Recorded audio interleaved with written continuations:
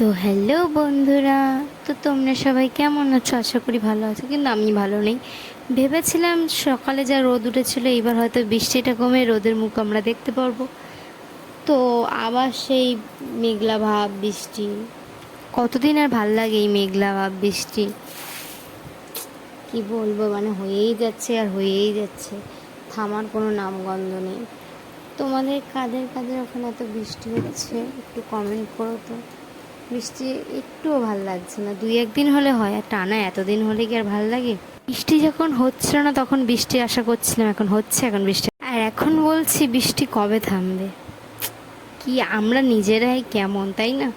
কিন্তু একটু একটু হলে হয় বৃষ্টি, যে একটু হয়েছে ঠিক আছে, হয়েই যাচ্ছে, মনে হয় 1 মাস ধরে টানা বৃষ্টি হচ্ছে। প্রবলেম তো হবেই না সবার।